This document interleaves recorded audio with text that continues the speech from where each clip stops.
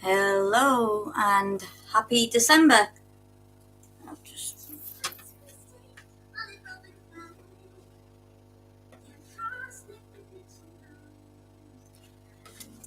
Yep, we are live. Happy December. Happy holidays. Merry Christmas. Or the run up to Christmas. Hope everybody's almost ready, if not ready. I do apologise, I am just looking for my glasses.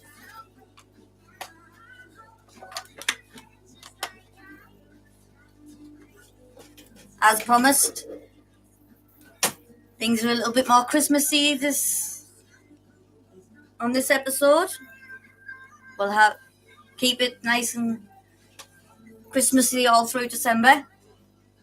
All merry and try and lift our spirits.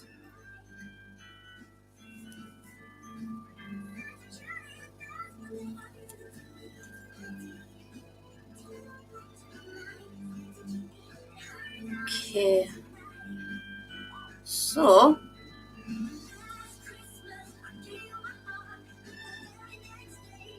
get that over there.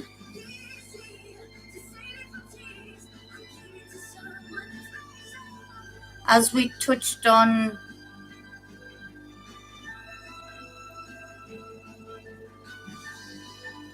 last week,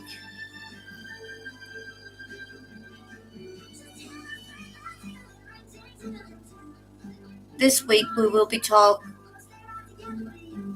and speaking out about addiction. We didn't specify what addiction we were going to be speaking out about, and I did that for a specific reason. I don't want to talk about just one type of addiction, because there's many things that a person can get addicted to.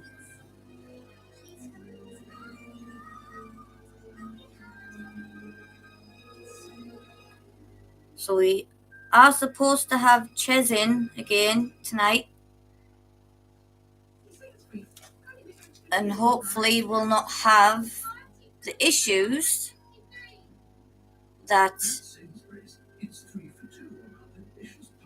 we had last week trying to get him.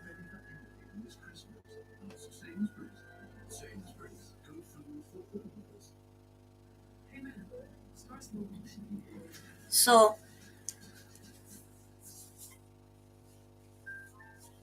Ches, once you're here, let me know.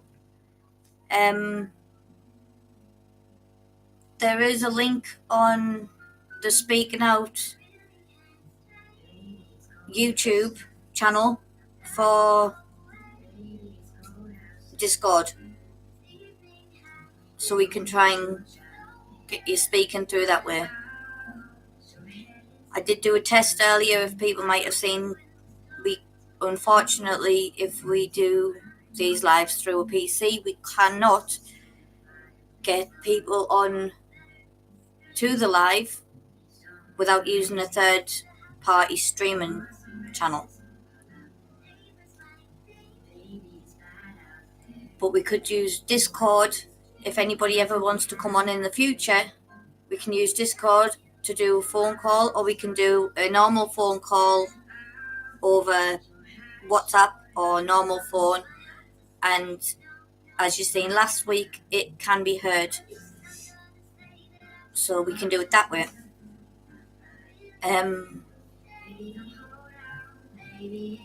I do have one announcement to make over on my other channel, Dreams Products.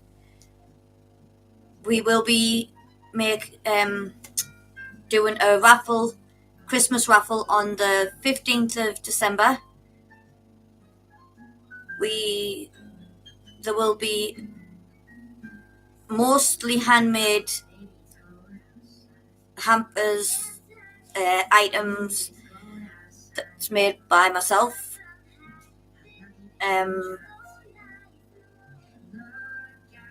Might possibly be some handmade candles and stuff like that. There may also be some other little items that's not handmade. The majority of it will be handmade though. So that's all of it on Dreams Products. And the raffle will be aired live on this channel. Because as I've mentioned, I think I've mentioned, we cannot go live on Speaking Out and on Dreams until the two channels have been open for 60 days and they have 100 followers. So it would be absolutely mostly appreciated if you could like and share the pages and get as many people on as possible. So once we hit those 60 days, we can then start going live on the proper channels. I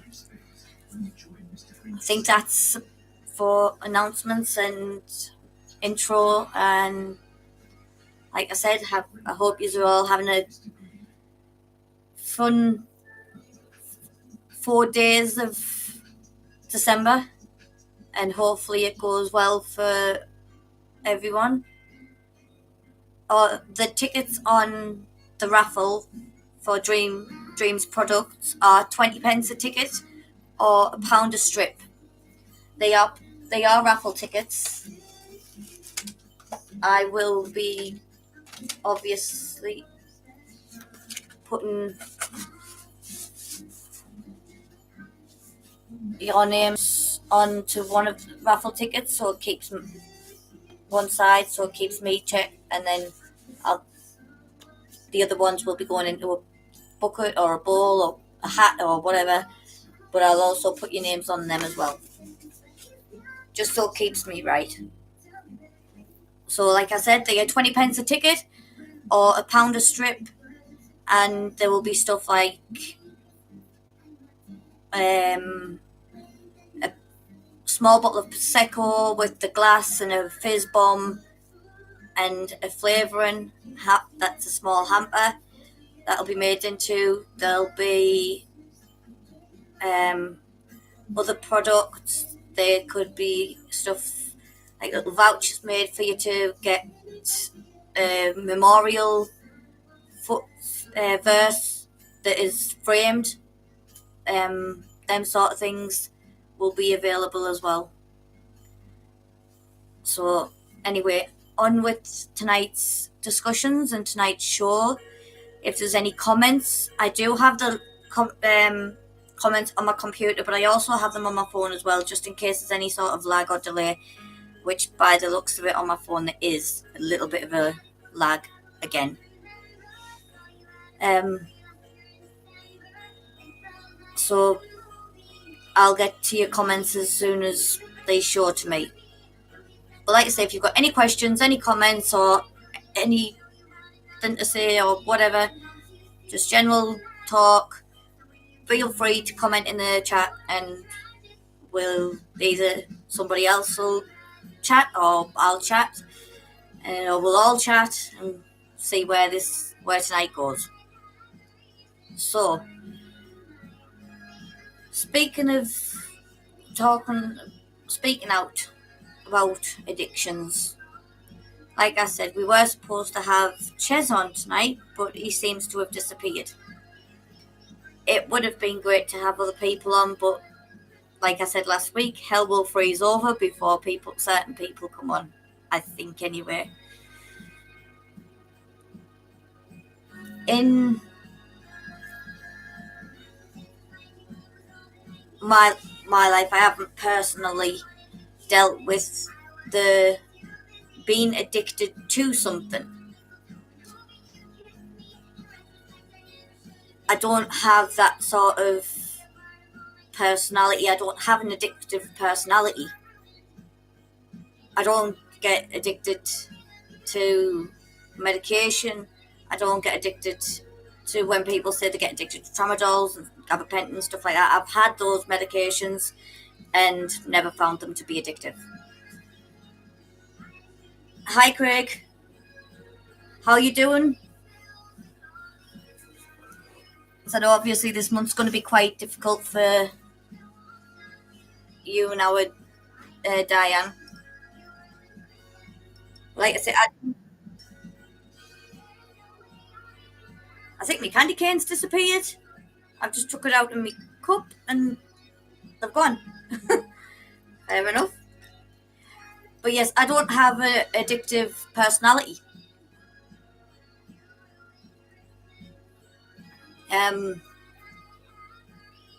I've never really been on that side of addiction,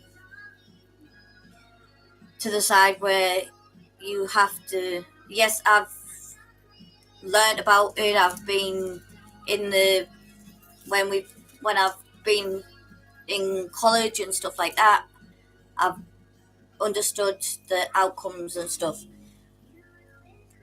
But in my personal experience, what I learned through college and people telling me stuff and was nothing compared and nowhere near prepared me for what I seen and what I went through with my mum's addiction and my ex-husband's addiction. Now, my ex-husband, and if he sees this, trigger warning, because he is some things I'm probably going to say. My ex-husband, I believe, does have an addictive personality.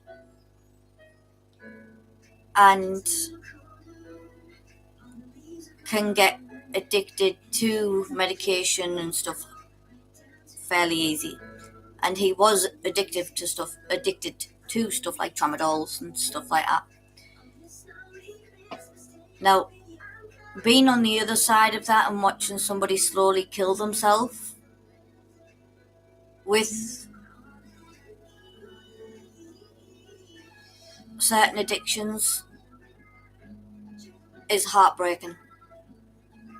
And you try everything to get that person out of it. But being now,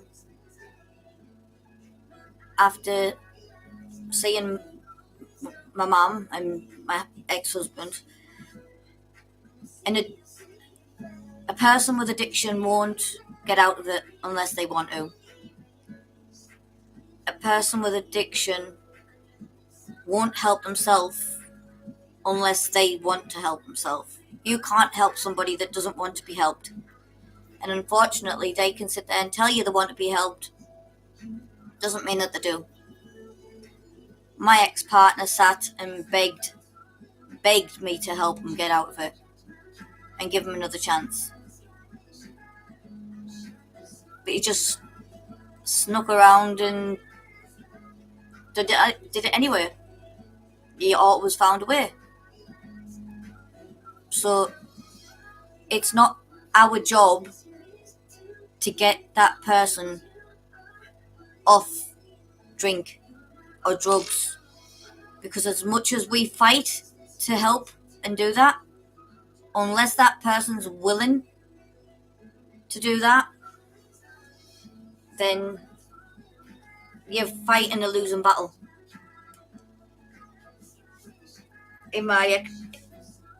I know I was fighting a losing battle with my mum. As much as we would tell her, if I pull that one way, it's going too short. If I pull it the other way, it's going too short the other way. And we would tell my mum that she was going to end up killing herself before a certain time.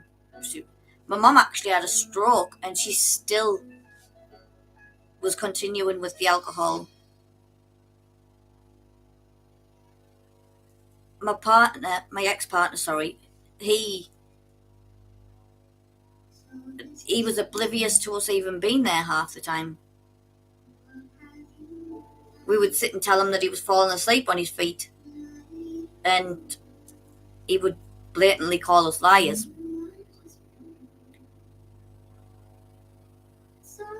He would take my bank card, me thinking he was paying bills, and he wasn't. He was going out buying drugs. I ended up in thousands of pounds of debt. So like I said, somebody that is in that situation, as much as you want to help them, is only going to be helped if they want to be.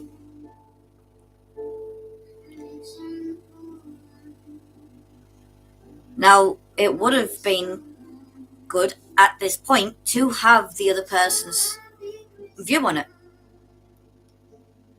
of how it is when, because I can only speak from what I've seen and what I went through.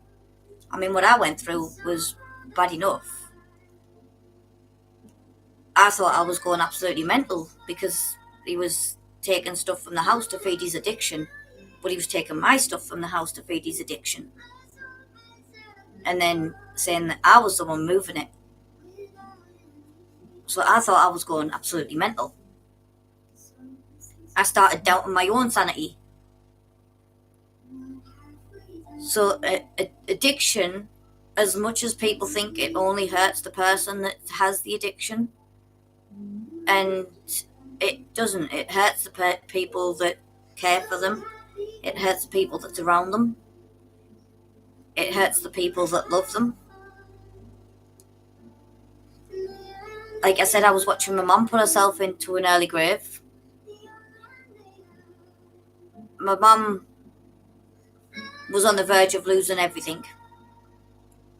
I didn't speak to my mum for 2 years. I lost my mum for 2 years. My children lost their nana for 2 years. My youngest didn't know who my nana was for the first 2 years of her life. I need to stop sitting forward because the glare on my glasses is terrible. My ex-husband, he did lose everything. He lost his wife. He lost his children. As far as I'm aware, it continued when he went back home. And he continued to lose people.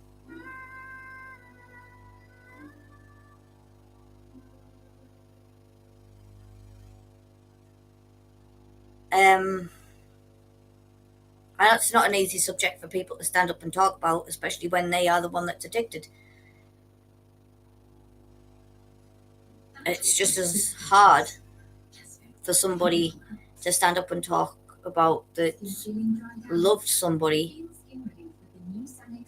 and watching them deteriorate in front of their eyes because of what they're putting in their system.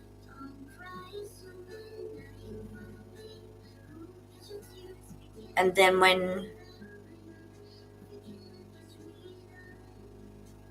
you see them completely abusing their body and completely abusing themselves and paying no attention to the family they've got,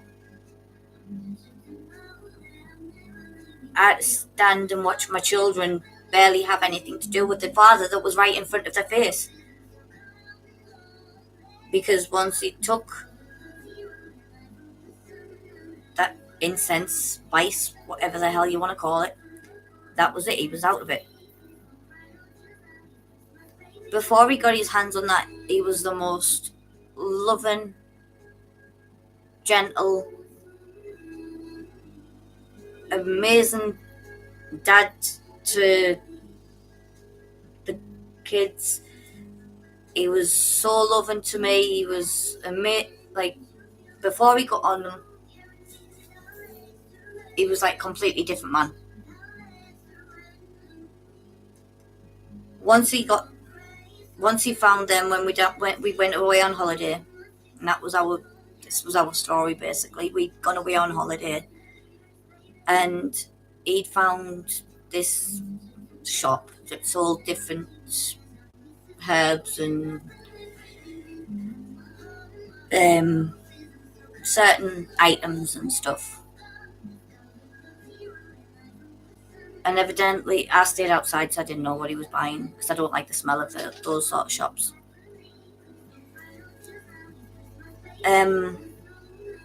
Not to mention, we had the girls. I wasn't about to take the girls into one of those shops either. So, because girls were only young, so I didn't know what he bought or what he'd seen or anything like that. And he came out. He was fine.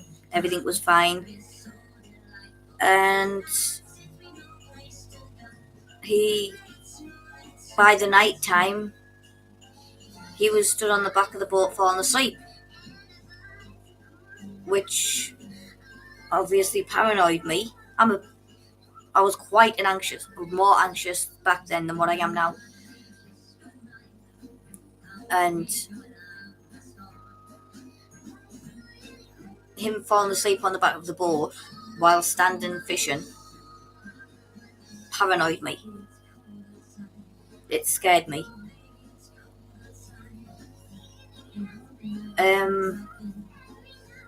I didn't mention it, didn't say nothing until the second week of the holiday.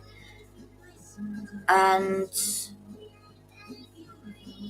we were in a caravan. We weren't far from that same area. So when we were going down to that area, he was going in again.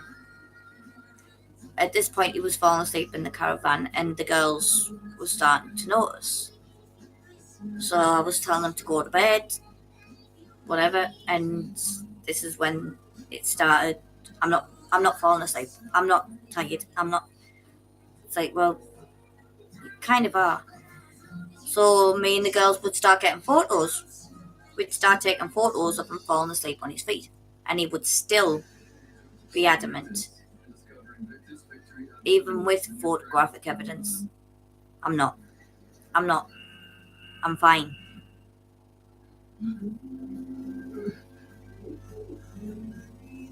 So there was no thought to what it was doing to him. And in that sense, that made me feel that there was no thought to our family and what it would do to our family. Because if he did have any thought for himself and what it was doing to him, or if he had any sort of thought for what it would do to our family or what he was doing to our family, then there'd be some form of thought there to just for himself, sort of, if I'm making sense, I guess.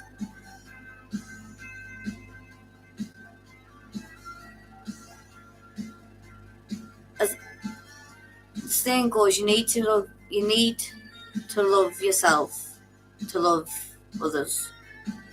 You need to see the importance in yourself to see the importance in your family. Because if you don't see the importance in yourself,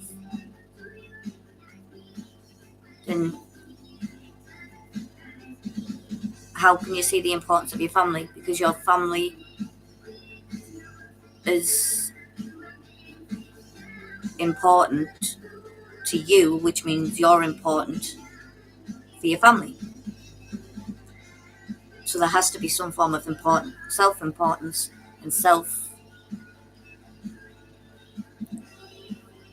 and and I didn't feel he had any of that. There was no sort of self-awareness, self-importance, any sort of responsibility for what he was doing. Anyway, holiday got over. Getting back to the story, holiday was over and we were back here, and I'd never seen one of these shops around here. We were back in Peatley, and I've just realised what I said there. But anyway, we were back home. And I've never seen one of those shops around here at all. But yet he still managed to find one. And he was driving down to where this shop was every other day while I was going to work. And the money that I was bringing in from work, he was spending. So I didn't realise that it was going to where it shouldn't have been. I was bringing in plenty of money to provide for my family, to provide for my children, for what we needed. And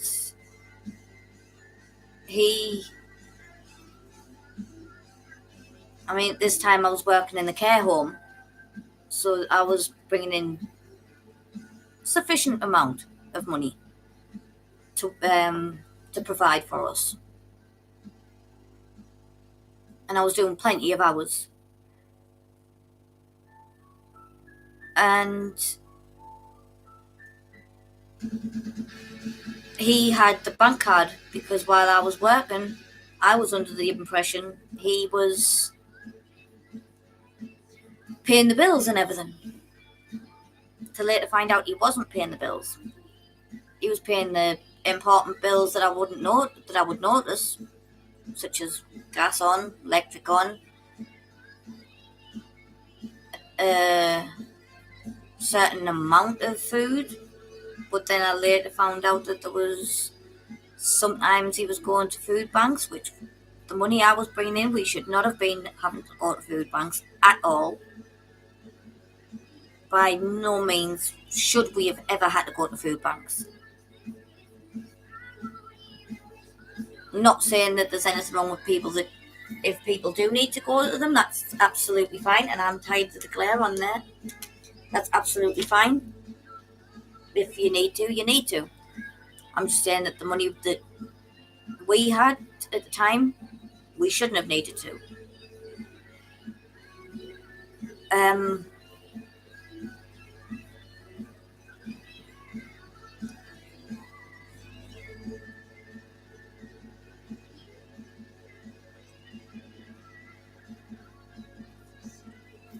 It wasn't until further down the line I started getting phone calls at work from payday loans and stuff. And I confronted him, and he said that basically we'd ran low on money, so he had requested a payday loan. And I said, no, not a chance. There's no chance that we should have run low on money. I started getting suspicious of where my money was going. And I say my money now because I was the one that worked for it, but at the time I said our money.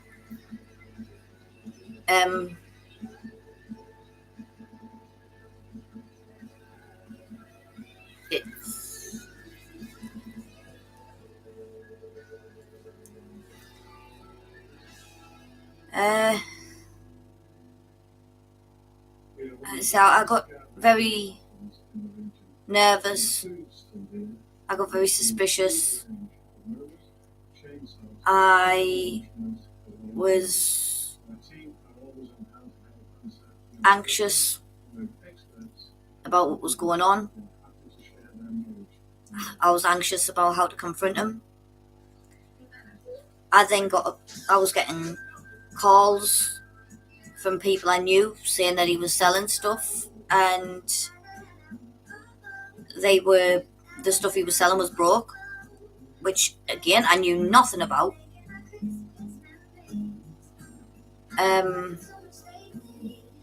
I confronted him about that, and again it was just, oh well, it was just sitting there, so we needed such and such. And again I was like, well, what's happening with all the money? It's just running out, basically. Apparently it was just running out. I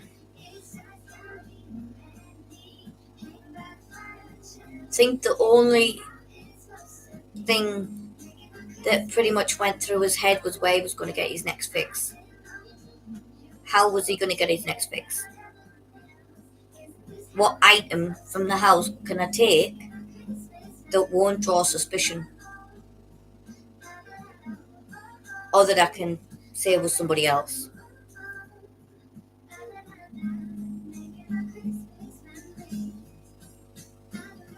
And it was, although I didn't realise it at the time, it was probably a nightmare to be living in the situation of just, don't get me wrong, not as much as a nightmare of living in the situation with a narcissist, but it was a nightmare enough. Especially when I started doubting my own mind. And that came when he started taking my items from the house. My phone, the kids' Nintendo Switches that I knew I'd put away somewhere, or I knew I'd put under the pram.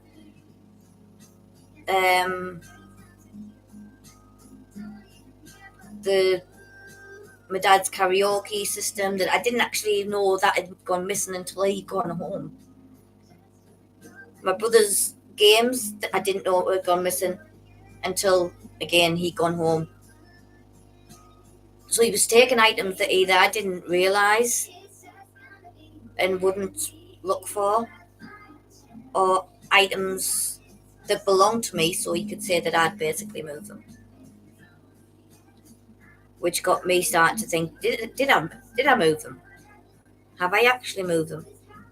Even when I could smell the drugs and I'm in the house and on them, would still tell me that I'm paranoid, I'm bipolar. It's not.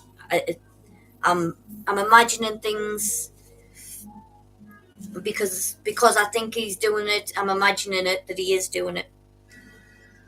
So I literally was doubting my own head and believing everything. So a drug addiction doesn't only affect you as a person. It doesn't only affect the person that's taken the drugs. Same with alcohol. Alcohol addiction doesn't only affect the person that's putting the alcohol in the system. It affects the people around them. It affects how you change as a person. My mum is the most lovely person walking. As much as she says some daft stuff, and you could probably sit and take the mick out of her because she just walks into stuff, she's the most lovely person walking. She'll do anything for anybody. But when she's had alcohol in her, she's one of the most nastiest people walking.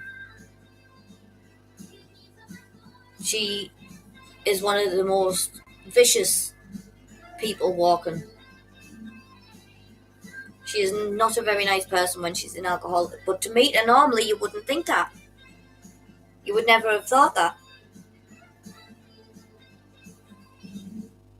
If I was to meet my mum and not know who she was and just meet her as a normal person, out of drink,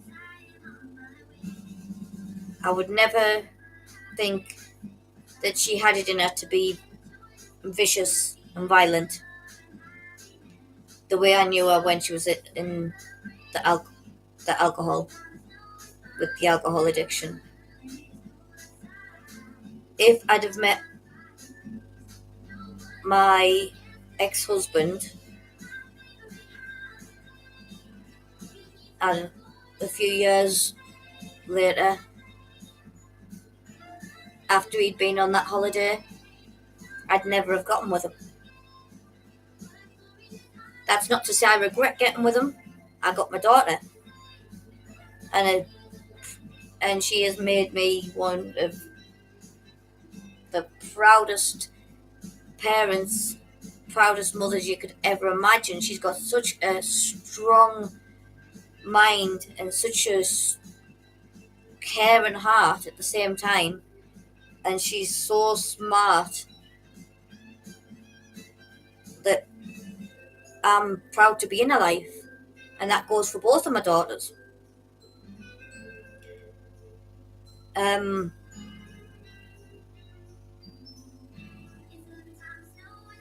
yes, my eldest daughter's getting a bit of a foul mouth on her because she's just started swearing, and it's the top of her vocabulary at the minute.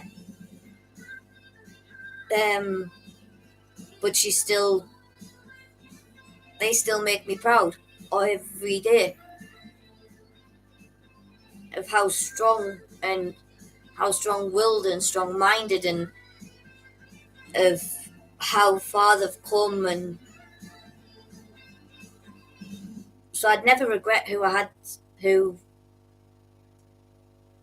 have been with their dads, because that's what got me them. But I would never have gotten with her dad if I'd met her dad after he started taking that stuff.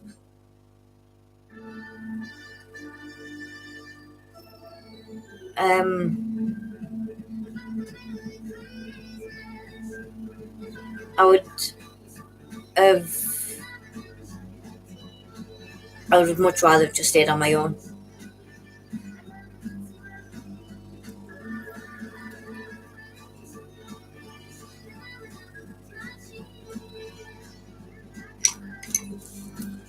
Oh, I'm getting attacked by candy canes.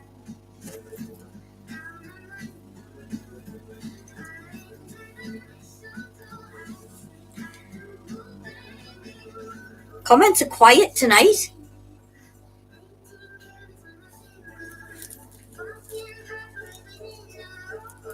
Feel like I'm talking to myself.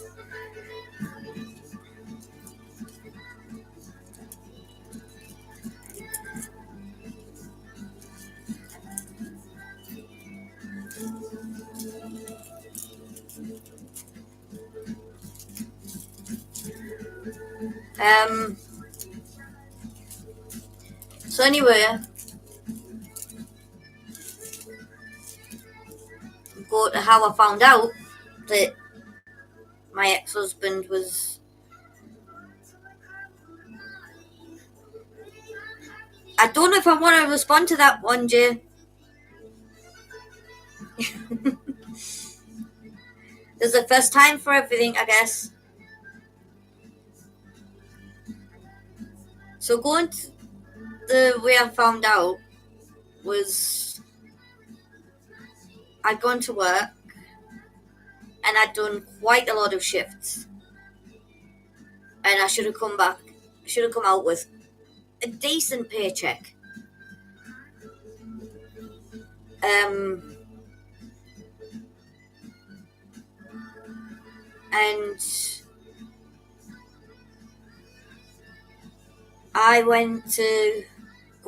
I was going to go down to the town with my mum. Now I can't remember. I know it was close to something. I can't remember what it was close to, if it was close to a birthday or if it was close to Christmas. I can't remember. But I was going to go down to the town with my mum. And I was like, right, I'll check my bank first, and see how much, like, I got paid, see if my pay's gone in. And at this point, online banking wasn't a thing. So there was no, okay, I'll go check there, see what da da da da da. Nah, it wasn't a thing. So I had to go down to the bank, well, down to the hole in the mall at the shops, and realised that I only had 300 and something pound in my bank, and this was supposed to last me a month with all of my bills and food for 4 people, and I should have had near £1,000 in that bank. I think at that point I nearly hit the floor in the middle of the outdoors. I'm surprised if my mum didn't have to catch me. I cried all the way back to my mum's house because I didn't know what had gone on. I didn't know what had happened. I didn't know if I hadn't been paid from work. What was I going to do if I hadn't? I didn't know if something had gone wrong with the bank. Didn't know if the banks had been... I didn't know what was going on. And I didn't want to believe that it was Steve. I didn't want to believe he would cause something of this magnitude against his own family to feed a fix. Because remember, I had confronted him. I had about the drugs, about the smell, about the stuff I was finding around the house. I'd confronted him and everything about things going missing, and to him it was all in my head. Everything was in my head. And at this point he had me believing it, so I didn't want to believe it was him. So I went back to my mum's in floods of tears, calmed myself down, had a cup of tea, and phoned the bank to find out what had gone on. To lo and behold, that he had been taken out payday loans upon payday loans upon payday loans in my name. Sorry about the rocking up with my knees on the bloody computer. Let's just swap that over. My knee was on the computer desk and it was rocking the computer. So he had took out all these loans in my name, which left me in loads of debt.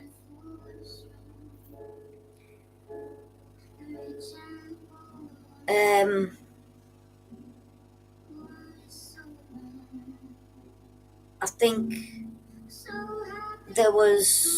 it worked out there was nearly 800, 700 and something, 800 pounds worth of debt. Sorry, 800 pounds worth of payday loans that had just cleared out my bank.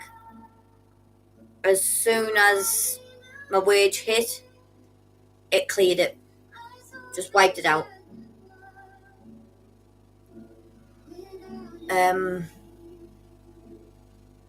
And then a few days later, I would get hit with another one, and another one, and another one, and they would just keep coming and coming and coming. By the time he went home, I ended up in over £2,000 worth of debt. Now, anyone that knows me knows my feelings with debt. I hate it. Hate debt. I don't like being in debt. I don't like getting things on tick. I don't like getting things from the like couches and stuff from wherever they are now, View or whatever it is now. Don't like all that. I can't stand having debt, and I really can't stand having debt. It's even more now. The only things I do have now is my phone contracts and obviously the broadband and stuff like that, but all of that's paid up to date. I have the phone contracts that I renew and stuff like that. That's the only thing that I actually have that is any sort of debt or anything like that. I can't sit and if I want something, like if I want a new couch or I want a new fridge or I'd rather save for it. Or if my car's broke, I'd rather my car come off the road than get into debt. If I need a new fridge, I'd rather save for it and get a new fridge than go into debt and go pay monthly. I just can't do it. I've always hated debt. And after that happened, I hated it even more. And as much as it can help some people out, it's just not something that I can bring myself to do. I did it once and I sent them back.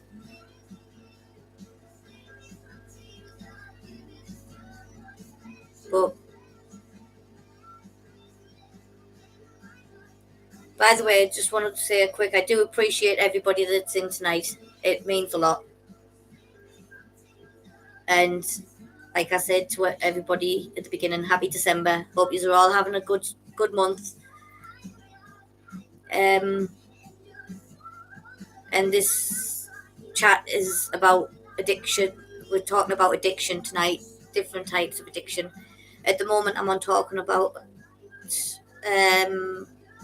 my ex-husband's, how it affected us as a family and how it affected him as a person that we seen. I'm just seeing a fair few people drop in now, so I'm just letting people know what we actually discussing tonight.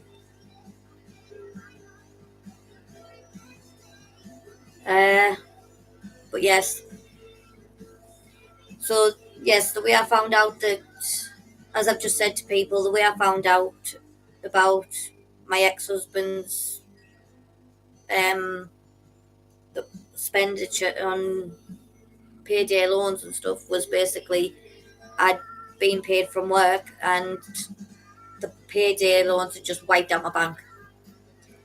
So we left off that I would so I got off the phone anyway after finding out that there was basically nearly £800 worth of payday loans at this point, and it had just wiped out my wages, wiped out my bank, and I should have had nearly £1,000 worth of money in my bank. And I got off the phone and again instantly start crying. How was I supposed to make £300 last a month for a family of 4 with only my income on £300? How was I supposed to pay water rates? How was I supposed to pay food, gas, electric, stuff for the girls on £300 and make that last a month for a family of 4?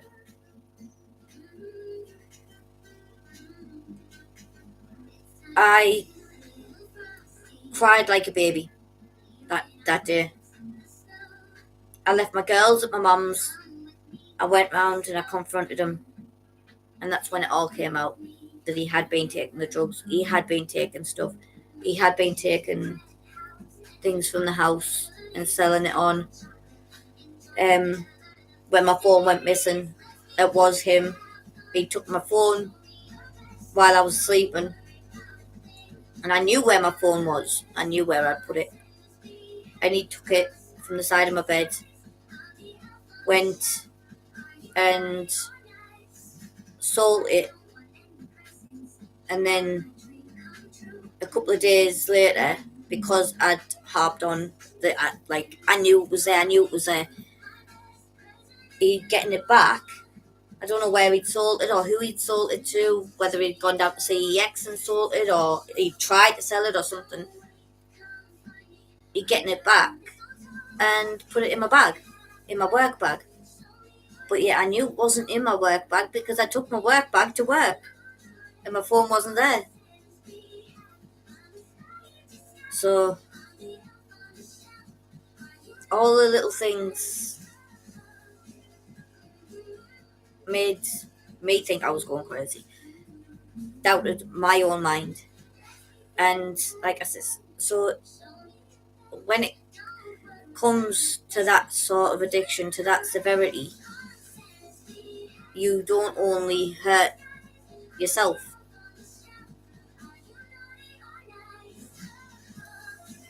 Then you've got obviously the one. I mean, his never got violent. His was always just mental.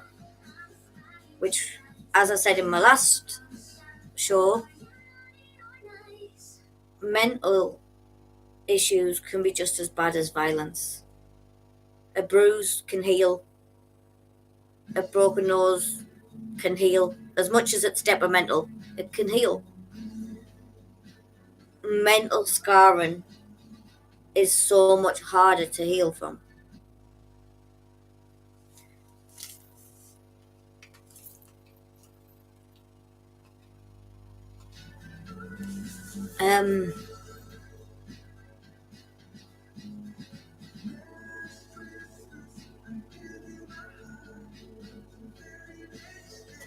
And even now, I still don't like anybody having control of my money. I had to go to court, and I was petrified because he wasn't paying my water rates. So even because of that, even now, I still don't like anybody having control of my money. I was in an 8-year relationship, nearly 9 years, and I had control of my money.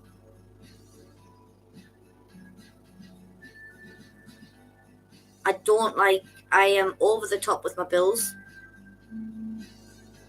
I'm cantankerous when it comes to money. I have spreadsheets that is all colour coordinated with everything written down on it, so I remember every bill so I don't forget them. I have dates on when those bills come out, so I know the money's going to be in the bank. I have extras such as ghost hunts and stuff like that is written on this spreadsheet. Any extras that might be occurring that month that I know of, that will be on the spreadsheet. I have incoming money, outgoing money, any spare money left is all written down on this, well, not written down, typed down on this spreadsheet because of what happened because of an addiction. Because of somebody else's addiction that had that much effect on my life and how my mental state is when it comes to money, because I feel that if I forget a bill or if I don't have the money in, if my one of my bills bounce, if it goes overdrawn, it makes me feel like I'm a failure. It makes me feel like doing something wrong. I've screwed up because I forgot about bill. I've screwed up because the money's not there for that bill, or I've overspent. And I go so hard on myself, it's unbelievable. Simply because of somebody else's addiction.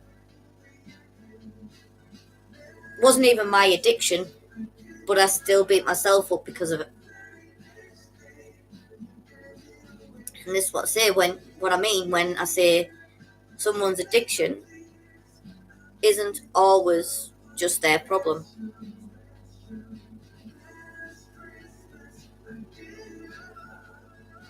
But it is for them to sort out, because they will not come off it unless they want to. They have to want to come off it, otherwise you're fighting a losing battle. I did it with both my mum with her alcohol addiction. I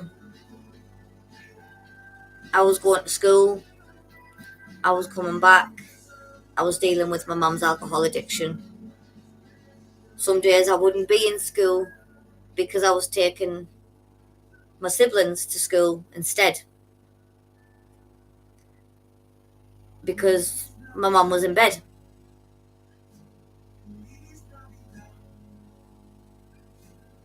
Some days I was so tired, I would get up, get ready for school, and I wouldn't be going. And I'd be dressed for school and everything, and I wouldn't be going because I didn't want to face school. Because I didn't want to go into school and deal with the kids at school to have to come home to deal with my mum at home. So at least if I only dealt with my mum at home, I only dealt with one. So as soon as my mum said, "Oh, just stay off and take the kids to school," I didn't fight back. I didn't say, no, it's all right. I want to go to school. Like, which most kids don't, but mine wasn't for the same reasons. Mine was basically, do I deal with both? Do I deal with the people at school and then deal with my mum? Because if I know by the time I get home, if I'm not there, if I'm not at home to pick the kids up, we're going to either end up in the pub for the rest of the night till 9 o'clock, or do I stay at home, miss school, don't bother with the people at school because I can't be bothered with them, and just deal with my mum? And then I'll go to pick the kids up, and we don't end up at the pub. Although my mum still ends up on drink, but she ends up on drink in the house. Which could sometimes be worse, because that means then she's in the house and there's nobody there to see or stop the viciousness.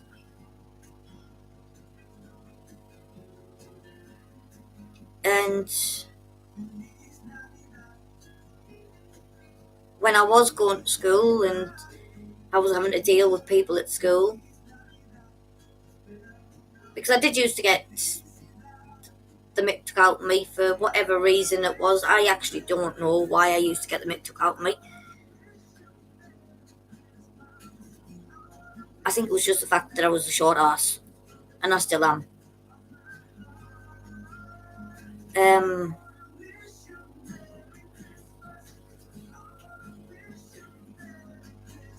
But yeah, when I went to school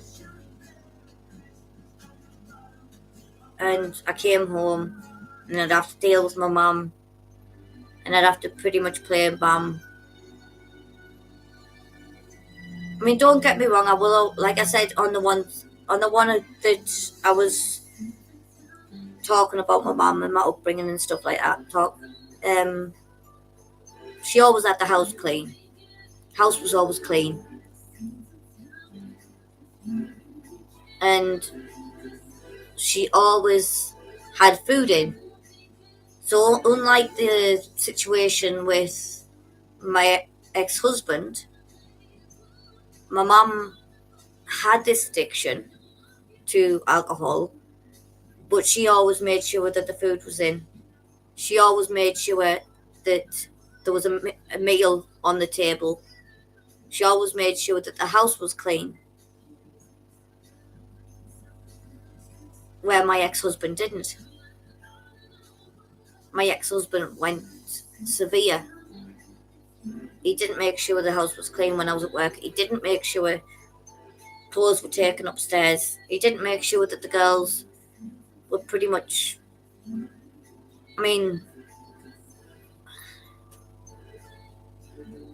safe, to be fair, because he was falling asleep on his feet.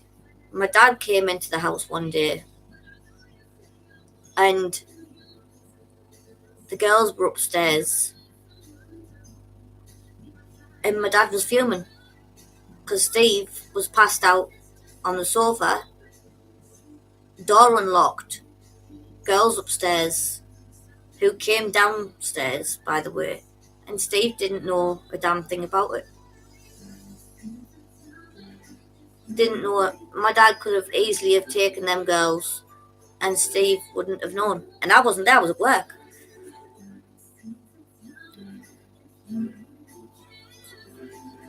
So,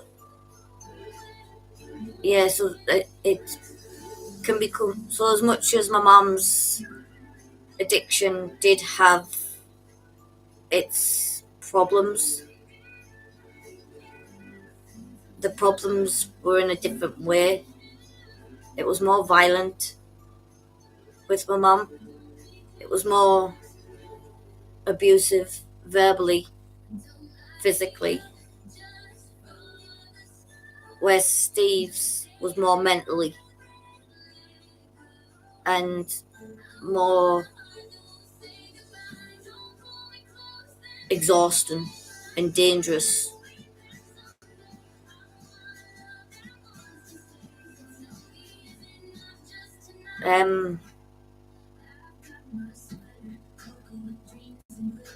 So yeah, I can't speak from the view of the one with the addiction, because like I said, I don't have an addictive personality. I don't have that front of, if I take something, I don't get addicted to it. I wouldn't say I was addicted to anything, to be fair. I'm not really addicted to chocolate, although I like it. I'm not addicted to it. Wouldn't say I'm addicted to caffeine. Yes, I like to have a cup of tea to help wake me up, but I wouldn't say I'm addicted to it. I can't go without having one. I don't smoke. Very rarely drink. I take medical drugs, and that's it. So I wouldn't really say I have an addictive personality. But living with somebody that does have an addictive personality, it definitely shows you the difference in it. So obviously I can't speak for people that has the addiction, which would have been great for Ches not to disappear and be here to speak about his addiction and what he went through and how he went through getting help and getting off it, and what was. But for whatever reason, he didn't come on, or he couldn't come on, wherever he disappeared to. Would have been great to have that other view, that other side. And I'll say this again, as I did say it in a previous video. please, parents, please teach your children. They don't know what's going on in another child's life.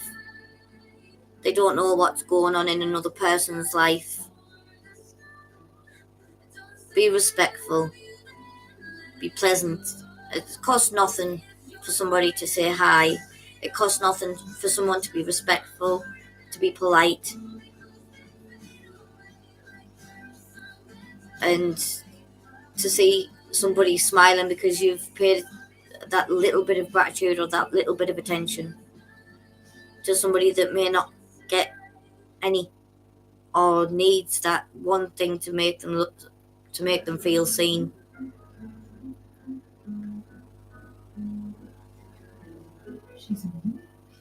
And not even just children, adults as well, to be fair, because it might make somebody's day. It might change someone's mind from doing something stupid.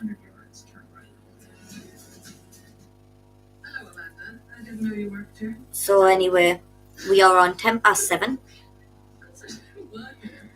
I feel like I have spoke yous all to sleep because yous are that quiet tonight. And I've just bored yous all. Just bored yous all to sleep. Telling yous my stories.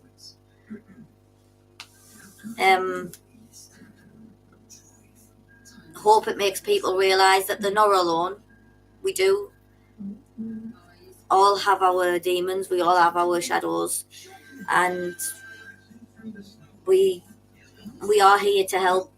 Each and every one of us are here to chat and talk and just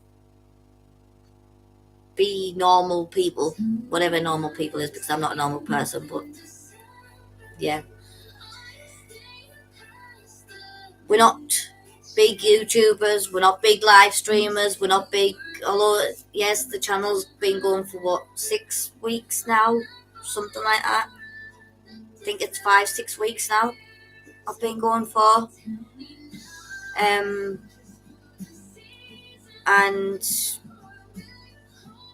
we've had a few viewers each time, but even no matter how big I get or whether I just stay small, I'm still here. I'm still going to be me. It's never going to change. It's never going to change. I'm not a big person. I'm not someone that's going to go plastering whatever everywhere. I would like to try and get bigger, obviously. Otherwise, I wouldn't be doing it.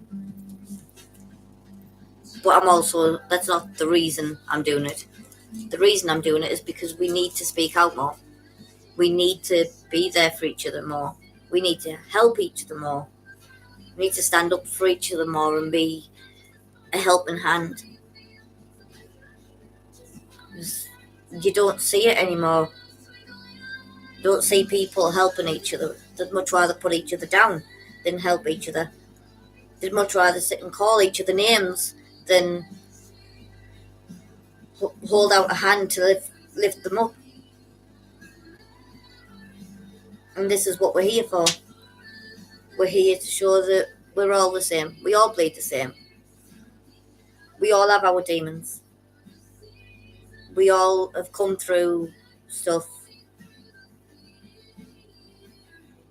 And there is somewhere that we can go to just get everything off our chest. It doesn't have to be on live.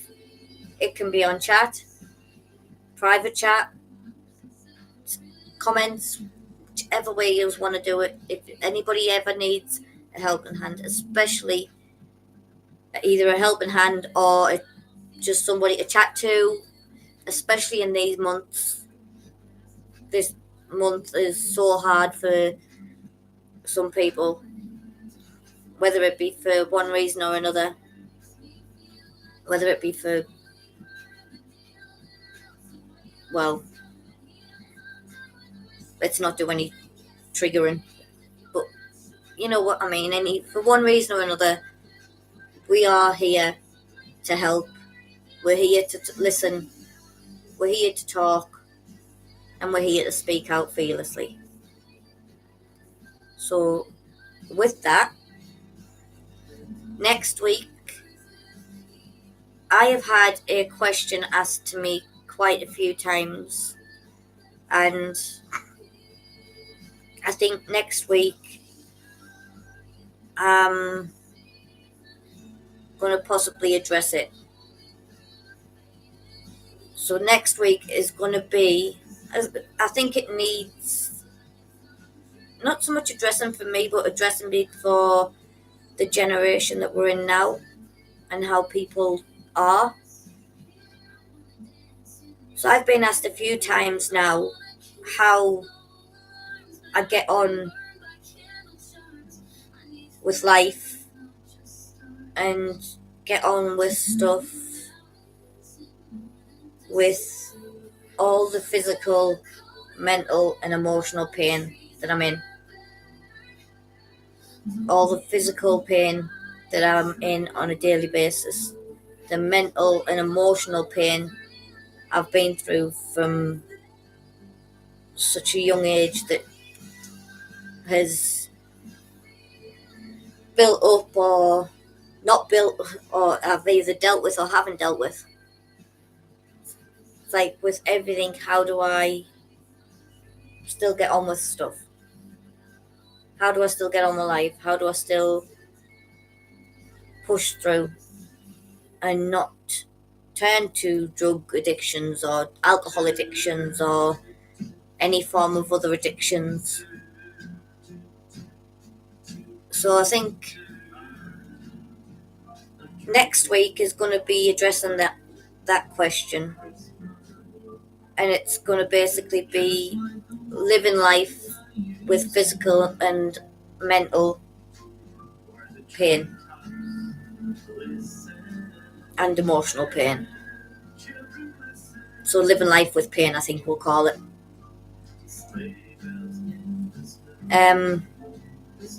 So that's going to be next week's.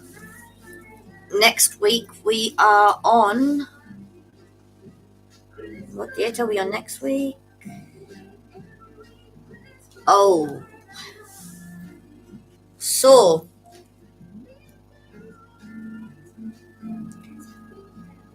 next week we will be going live on the Wednesday instead of the Thursday, because it is my daughter's 20th birthday on the Thursday, exactly a week today. So we won't be live on the Thursday next week, we'll be live on the Wednesday the 10th instead.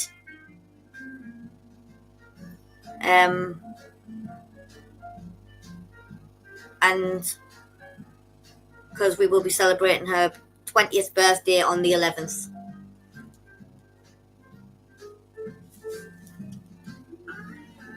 So, guys, speaking, with all that being said,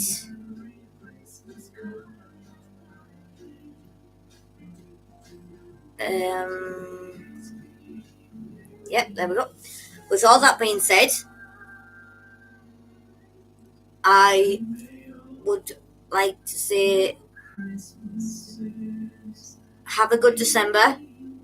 Try not to stress out too much, because I certainly know I have been. Just take things calm, take things easy, and things will fall into place. And you know, if anybody needs anyone, yes, she has one more week of being a teenager, and then she's officially teenage years have gone. She'll be 20 in exactly a week today. So don't forget, our next week's is Wednesday, not Thursday.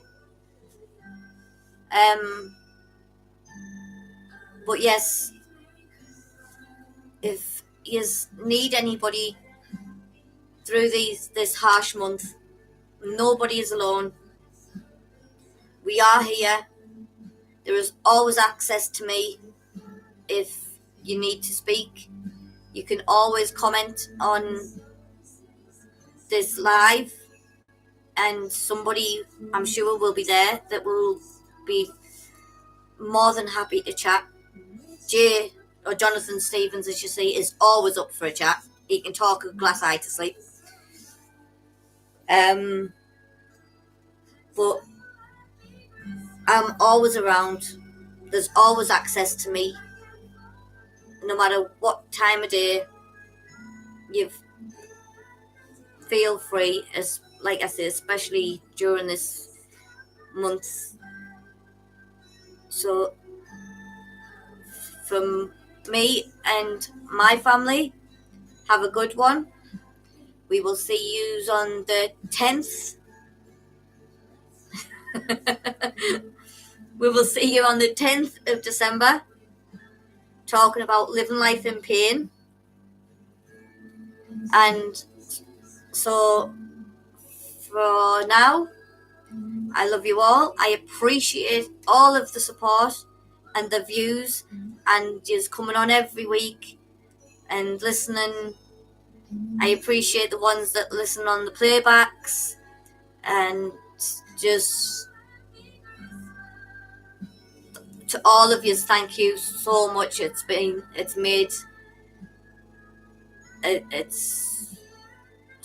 so appreciated. You just don't understand. I appreciate so much that you helped so much get this off the ground, and it's still going 6 weeks later. So I will see you in week 7. So for now, stay safe. Love yous all. And yes, I'm doing it that way, not the other bloody way. Love yous all. Stay safe, and bye for now.